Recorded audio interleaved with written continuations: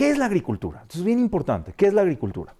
La agricultura es la capacidad de saber perder en el momento para visionar y generar en el futuro.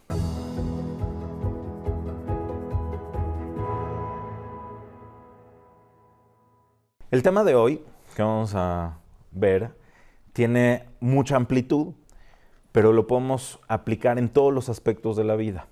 Vamos a entender cómo se dividió Jacob de Esav, cómo se dividieron dos hermanos que nacen en la misma casa, son educados con los mismos valores, tienen los mismos ejemplos de los mismos papás, de los mismos abuelitos, y salen dos naciones completamente incluso antagónicas una de la otra. Una es Israel, la otra es Edom. Entonces vamos a ver las raíces de cómo surge Israel y de cómo surge Edom. Y sobre todo vamos a entender el tema de las bendiciones que les da su papá Yitzhak a Jacob y a Esav.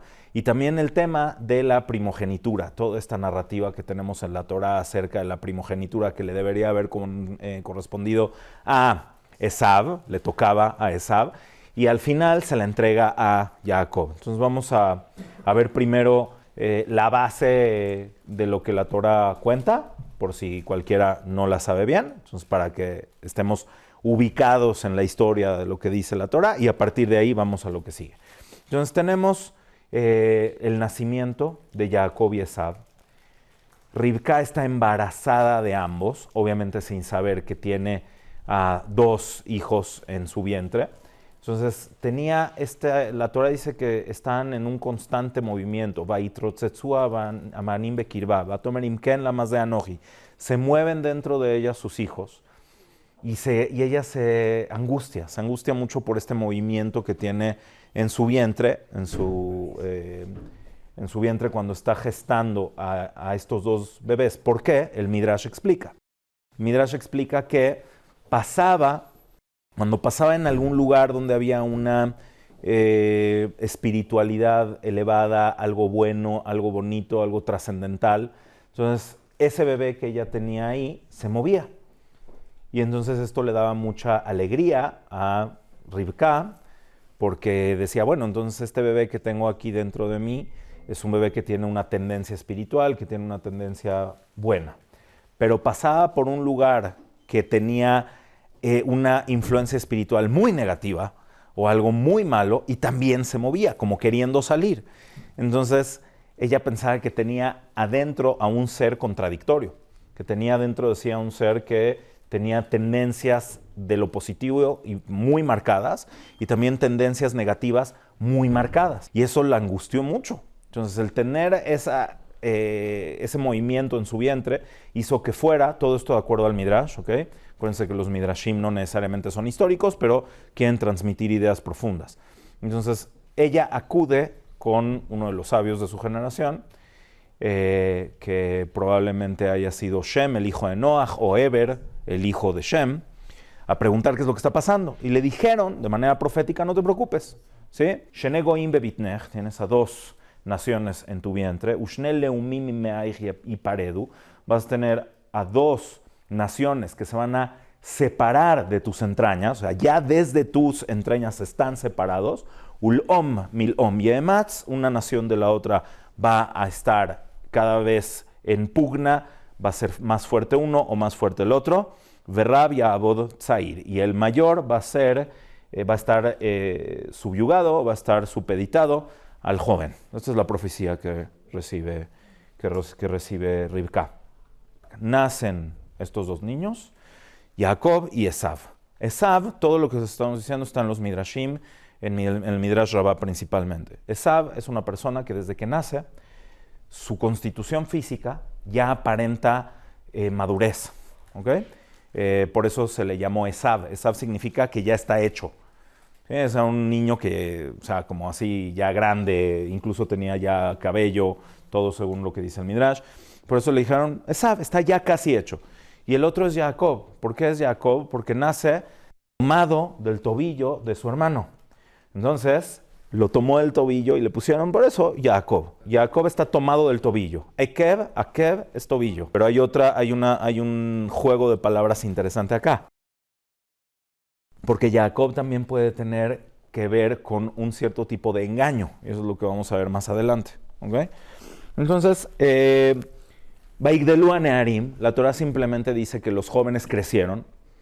Vahi Esav ish yode atzaid ish sadeh. Esav era un hombre que sabía cazar, un hombre de campo. Ve Jacob ishtam. Jacob era un hombre de plenitud o un hombre simple. Al mismo tiempo la plenitud y la simpleza están siempre relacionadas. Yoshevo alim es este paradigma de la persona que estudia. Yoshevo alim, los ohalim, la palabra ohel en hebreo bíblico representa las tiendas. ¿Qué son tiendas? Es una persona que está en una introspección, es una persona que está dentro de las tiendas. ¿Qué es lo que se puede hacer dentro de las tiendas? Estudiar o meditar o ser alguien espiritual. Entonces la Torah dice aquí algo muy extraño. Vayehav Yitzhak et Esav kitzaid befiv. Yitzhak amaba a Esav porque tenía en su boca caza. Esto es dual. Se puede entender porque le llevaba comida, le llevaba una buena carne, le llevaba un buen bistec, ¿sí? Y entonces lo amaba porque le traía esta comida. Pero también tiene la intención de entender que había cierta caza, cierta emboscada en Esav que había atrapado a Yitzhak. O sea, la caza de Esav no es nada más salir al campo a cazar animales, sino que también en su boca, en la boca de Esav, hay una fórmula de cazar personas de manera seductora. ¿Ok? Y el Midrash explica que Esav le demostraba a su papá que era una persona muy preocupada en lo espiritual o muy preocupada en lo práctico, en cómo se hacen las mitzvot más detalladas, y de tal manera que le daba una cara a su padre que lo hacía quererlo, y fuera de casa, cuando estaba en el campo, era otro tipo de persona. ¿Okay? Entonces, no es de que no amara Yitzhak a Jacob, pero tenía una tendencia por favorecer a Esav, que además era su primogénito en cuanto al tiempo de su nacimiento, porque nació antes. Entonces, ve Rivka o Ebetet Jacob. Rivka tenía una tendencia por un amor más hacia Jacob. Entonces, ¿qué pasa acá? La narrativa de la Torah habla de dos tipos de personas, ¿okay? Y no nada más en este caso. Se da, si quieren una lectura padrísima, buenísima, en inglés, hay en español, hay un libro de Rav Soloveitchik que se llama The Lonely Man of Faith, en español es El solitario hombre de fe, que la traducción más correcta sería, el hombre solitario de fe.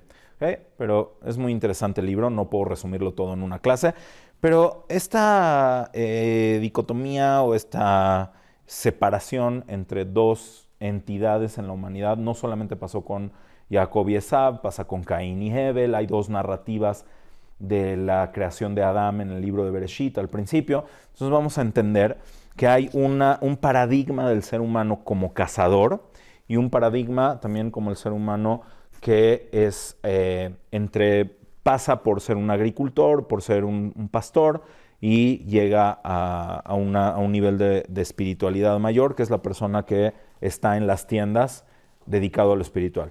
Entonces, Esav llega el momento donde Yitzhak cree que ya es anciano, que ya ha llegado el momento de morir, y Yitzhak quiere darle bendiciones a su hijo, a Esav.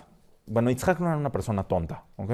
Entonces, de alguna manera, cuando se dice que Yitzhak le quería dar ciertas bendiciones a Esav, es porque también entendía que Esav necesitaba un cierto refuerzo en algo conductual en él. El punto es que Yitzhak quería que existiera una sociedad hermanada entre Jacob y Esav, que entre los dos llegaran a ser Israel. ¿Okay? Pero él obviamente no sabía que existía esta profecía donde Esav y Jacob son excluyentes. No es algo, podían haber sido complementarios, pero al final terminaron siendo completamente excluyentes uno del otro. Entonces hay que entender eso, por qué Rivka tenía tan marcada esta diferencia y por qué insistía demasiado en que no había forma de que ellos estuvieran en una unión o en un complemento, porque ella ya lo había sentido, lo había vivido y lo tenía muy claro que no iba a pasar. El ser humano, no nada más Jacob y Esav, el ser humano, por naturaleza, ¿sí?, tiene esta intención de ímpetu, de caza, de dominio, de conquista. ¿Ok? La humanidad, hombres y mujeres por igual. Tenemos esta tendencia hacia ser cazadores.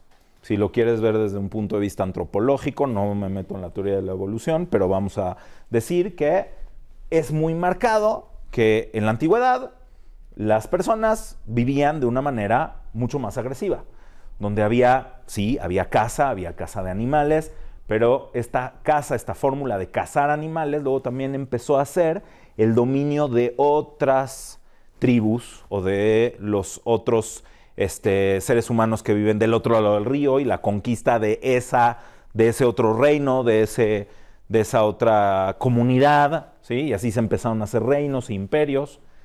Entonces, hoy en día quedan muy pocos cazadores-recolectores. Hay una tribu de cazadores-recolectores que existe todavía, tal cual, o sea, sin meternos en broncas evolutivas o no evolutivas.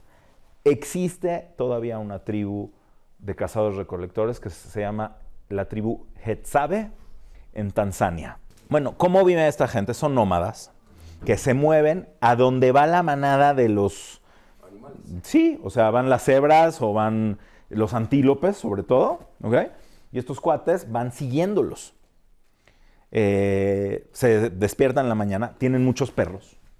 Tienen muchos perros que les ayudan en la cacería. Entonces, imagínense, se despiertan en la mañana, suben a lo alto de la montaña o donde sea que estén, para ver a dónde andan los, también cazan babuinos, ¿ok? O dónde andan los antílopes. Los ven a lo lejos y ya van a cazar. Y hay videos de cómo cazan, es una locura. Entonces, de verdad es un asunto súper primitivo. O sea, van con sus lanzas, con arcos, con flechas, haciendo ruido así en la casa, literal. Entonces, le hicieron una entrevista a un jefe de la tribu y le preguntaron, ¿sí? Esta entrevista la pueden ver en YouTube. Si, ¿cómo se llama el cuate que hizo la entrevista? Se llama Mike Corey, que es un cuate que tiene su canal de YouTube y es muy famoso. O sea, va siempre a las cosas de naturaleza y... Ok, entonces le pregunta al jefe de la tribu qué es lo más importante en la vida. Es impresionante lo que contesta, de verdad está impactante. En el cuate contestó, ¿qué es lo más importante en la vida? Se queda pensando y dice, en su idioma, manaco, que es carne. ¿Qué es lo más importante en la vida? Carne. ¿Y qué es la felicidad en la vida? Dice, carne y miel. ¿Qué es lo más así, guau, en la vida? Carne y miel. Y luego le preguntan, ¿qué pasa cuando alguien muere? Digo, ok, ¿qué contestó este cuate? Nada, lo ponemos en una cueva y seguimos adelante. Vamos al señor que murió. Lo ponemos, por lo menos no se lo comen. ¿Ve? ¿Sí? Lo ponemos en una cueva y seguimos adelante. Tal cual. Ok, lo que quiero decir acá, ¿sí?, que esto es lo importante, es de que hay un instinto en la humanidad de caza. Ahora, nosotros pensamos que somos más desarrollados. Pensamos que tenemos más desarrollo, que tenemos más amplitud, que estamos ya en otra. Pero la realidad es que no. Solamente se sofisticó la caza. Como les decía, por ejemplo, Nimrod, también se le llama Nimrod, que es Ish Tzaid, pero él ya vivía en una sociedad sedentaria. Era el rey de una civilización, ¿okay? Pero sigue siendo un cazador en el sentido del dominio, del poder. ¿Cuál es el punto con el cazador? El cazador, o el cazador-recolector, tiene una satisfacción inmediata de lo que hace. Entonces, sus instintos, porque además es muy riesgoso cazar también, ¿okay? Te tienes que exponer para cazar y es una vida muy precaria, pero lo que tiene de positivo es que la gratificación de la caza es inmediata. O El día que lograste cazar y tienes una presa, prendes la fogata, haces ahí literalmente tu fiesta, o sea, la palabra fiesta que viene de comer carne, ¿sí? Ahí están todos alrededor de la fogata, festejando, comiendo, no sé qué, El placer es inmediato. Entonces, el problema es de que al día siguiente tienes que hacer lo mismo, porque entonces, otra vez, no hay carne. No hay carne, entonces no hay vida, entonces no hay nada, ¿sí? O sea, no hemos, en un sentido claro, evolucionado, sino simplemente tenemos este instinto cazador todavía nosotros. El instinto cazador es lo que determina, a lo largo de todos los siglos y los milenios, la estrategia del cazador es la estrategia del placer inmediato, ¿ok? Entonces, cuando tú tienes gente joven que no sabe visionar, que no tiene paciencia, o gente no joven, que simplemente está buscando nada más lo que sigue, el placer inmediato que sigue, es ese instinto cazador del cazador-recolector. De nuevo, otro día hablamos de Darwin y del si es o no va o no va con la Torah. El tema es de que existen estos instintos, incluso de acuerdo a la Torah, porque hay dos narrativas en la creación del ser humano. De nuevo, les pido que vean el libro de Rav Soloveitchik, en la cual la primera narrativa del ser humano, de la creación del ser humano, sí se refiere a un ser que es más impetuoso, más... un cazador, una persona más agresiva, un ser más dominante, ¿sí? Y después se habla de una narrativa de un ser que es sedentario, que es visionario, que es creativo, ¿ok? Pero entonces, Jacob y Esav están en esto, pero no es nada más Jacob y Esav, es toda la humanidad. Ahora, en algún momento, la humanidad deja de ser cazadora-recolectora y pasa a ser sedentaria, pasa a ser una civilización. ¿Qué es lo que determina, qué es lo que genera la posibilidad de la civilización? Bueno, la agricultura. Esto es lo que genera la sociedad sedentaria y, por lo tanto, la civilización. Muy bien. Entonces, ¿qué es la agricultura? Esto es bien importante. ¿Qué es la agricultura? La agricultura es la capacidad de saber perder en el momento para visionar y generar en el futuro. Es la visión de una persona. Ok, imagínense, ¿qué es lo que tiene el agricultor? Tiene un costal de semillas, ¿ok? Llámale trigo. Se las puede comer. Y puede vivir quién sabe cuánto tiempo con eso. Entonces el cuate, sí, vamos a describirlo de una manera un poco gráfica, ¿sí? Alguien ve cómo crecen los árboles, ¿no? O cómo crecen las plantas. Y dice, yo puedo replicar esto. Yo puedo hacer esto. Nada más déjame ver cómo se hace, ¿no? Entonces, imagínense cómo cae una naranja del árbol, ¿no? Cae la naranja tiene semillas, tiene un ambiente propicio para que se germine la semilla, que es la pulpa de la naranja. Está diseñada para pudrirse y a través de que se degrada, se puede generar el ambiente para que germine la semilla y crezca el siguiente árbol de naranjas, ¿ok? Me dice, yo creo que puedo replicar esto, ¿sí? Entonces, imagínense el trabajo que costó generar la primera cosecha. Aquí estamos hablando ya de una persona que puede visionar, que puede... Sí, el agricultor es el primer inversor de la historia. Supo invertir para poder tener para que le reditúe una ganancia a largo plazo, una cosecha. Arriesgar, perder, porque puede perder, se le inunda y va a trabajar. Y no hay resultado hasta quién sabe cuándo, ¿ok? Es una transformación completamente revolucionaria a nivel mental. Entonces, esta es una transformación loquísima. ¿Okay? Ahí el ser humano, literal, el ser humano empieza a ser Adam, realmente, ¿ok? Pero no se pierde el cazador sigue ahí, ¿sí? Entonces, fíjense, esto es el punch de esta clase, ¿ok? Que hay mucho más, no lo puedo resumir así, o sea, de verdad esto se pasa en un libro, pero hay mucho más de esto, nomás quiero que podamos entender esto. Yitzhak entendía muy bien a Esav. Yitzhak no era tonto. Yitzhak veía que también hay algo bueno en el ímpetu del cazador. El cazador que es una persona que sabe arriesgar, que sale, que quiere crecer, el cuate quiere dominar, pero porque siente que tiene una fuerza, ¿ok? Entonces, lo que le quería dar, las bendiciones que le quiso dar Yitzhak a Esav, son bendiciones de un agricultor. Entonces, eso te hace saber que Yitzhak sabía perfectamente lo que estaba pasando con Esav. Veiten lecha Elohim, mital hashamayim umishmanei haaretz verob dagan vetirosh. Hashem te va a dar lluvia del cielo y lo más bendito de la tierra. Te va a dar mucha cosecha de uva, te va a dar mucha cosecha de trigo. ¿Sí? Quiere decir que lo que le está diciendo es aprende a tener paciencia. Tienes cosas buenas, pero aprende a tener paciencia, aprende a visionar, a invertir, no a tener el placer del siguiente momento. Entonces quiten esto lo pueden aplicar en todo lo que quieran. En la educación de sus hijos, en el trabajo, en el negocio, en lo que quieran pueden aplicar esto. Pero en lo espiritual también. ¿Sí? En el ser humano perdemos demasiado en el hecho de decir quiero ahorita tener un placer inmediato. ¿Sí? O sea, lo que la Torah al final te propone es una vida espiritual que implica utilizar esta vida para poder crecer mentalmente, intelectualmente, espiritualmente y dar frutos de algo que puede ser mucho más productivo que cualquier cosa material. ¿Okay? Ahora, el agricultor todavía tiene otra bronca, que es lo que dice el Rambam de cómo surgió la idolatría. Que el agricultor empieza a ver que la lluvia, que el viento, que el fuego, entonces empieza a idolatrar a los elementos, tratando de sobornarlos para que le beneficien su trabajo, su cosecha. Pues ahí está la idolatría, ¿okay? Que también es una cosa que hay que saber trascender.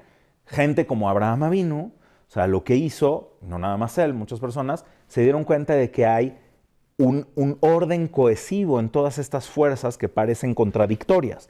Entonces se entiende, que es lo que le dijo Yitzhak, y ten leja Elohim, el ser que domina todos los elementos, ¿sí? El único, no una multiplicidad de deidades. Si tú entonces aprendes a tener esta conexión, a través del trabajo de la tierra, aprendes también a tener conexión con el Creador. ¿Okay? Aprendes a valorar el trabajo, aprendes a valorar el tiempo, a visionar, a invertir, todo, pero sobre todo a que tú no mandas, brother. Tú sembraste, tú trabajaste, sufriste, sudaste la gota gorda, y si todo va bien y Hashem te ayuda, vas a salir adelante, pero no mandas, no dominas. El cazador quiere dominar, el cazador quiere decir yo aquí mis chicharrones truenan. Entonces, ¿qué es lo que tiene que hacer? Literalmente que sea violento. Y cuando es un antílope, ya de por sí es bastante suficiente violencia. Pero ¿qué tal cuando se trata de dominar a otra sociedad? O a otro país, o guerras, o matanzas, o conquista. Ahora, por eso Am Israel tiene que tener una tierra. Por eso no somos nómadas del desierto. Por eso la importancia de, ok, ya, Dios, entréganos la Torah y vámonos al desierto o vámonos a las montañas y vamos a ser una sociedad completamente espiritual. No, porque es irreal y es disfuncional, ¿sí? Entonces, Esav no pudo con esto. Cuando se dio cuenta de que él quería mantener esta doble relación con su padre, sí, pero no, pero sufrió muchísimo. Y siempre le va a echar la culpa a Esav a Jacob de que Jacob le robó lo que le pertenecía. Pero realmente, Vaibes Esav esta mejora. Esav con sus acciones despreció lo que le tocaba, ¿ok? Pero siempre Esav se quedó con las ganas de ser Israel, ¿ok? Entonces al final Jacob, la vida, Hashem, lo sacó de su tiendita, lo sacó de su espiritualidad absoluta, ¿ok? Porque tienes que trabajar la tierra también. Entonces fue con Labán y tuvo que ser un pastor y tuvo que trabajar durante 21 años. O sea, todo eso lo llevó a que esa espiritualidad pudiera, porque al final las verajot de Yitzhak, que le quería dar a Esav, se las dio a Jacob. Entonces también el pueblo de Israel necesita estar en una tierra donde pueda labrar la tierra, donde pueda tener esta relación de trabajo, pero al final, ¿qué pasa? El agricultor luego tiene un salto más, que es la ganadería. Cuando tú tienes animales que además los tienes que cuidar. Y cuando los cuidas, aunque al final aprovecha su lana, aprovecha su leche e incluso a veces su carne, la relación que crea El pastor con su rebaño es lo que permite la profecía. Todos los profetas fueron pastores. El agricultor trabaja la tierra, esto, lo otro, todo. Pero luego está la persona, como Moshe, por ejemplo, o como Abraham, o como Jacob, que tiene una responsabilidad del bienestar de otros seres. Entonces, no es nada más un pastoreo de borregos. ¿Cuándo tienes ese contacto con Hashem? Cuando tienes esa responsabilidad de también nutrir a otros seres, de que pasan a ser tu responsabilidad y los tienes que cuidar, los tienes que llevar a donde hay comida para ellos. Obviamente está el tiempo y la soledad que implica poder meditar y todo esto, pero es la responsabilidad. El pastor, el que tiene que cuidar a estos animales, genera un vínculo. ¿Okay? Entonces, Am Israel tiene muchísimas mitzvot que están relacionadas con la agricultura y que están relacionadas con el pastoreo, con los rebaños, con esto. Y tenemos prohibido comer carne producto de caza. Pero lo que la Torah permite es consumir la carne de un animal solamente cuando ese animal tiene una paz en su... O sea, para que un animal sea kasher lo tuviste que haber cuidado, tiene que estar sano, tienes que revisar su carne, todo. Hay tantas reglas para comer carne que lo que la Torah te está diciendo es no la comas, ¿sí? Solo cuando realmente es necesario. Y ese animal no murió en un acto de cacería.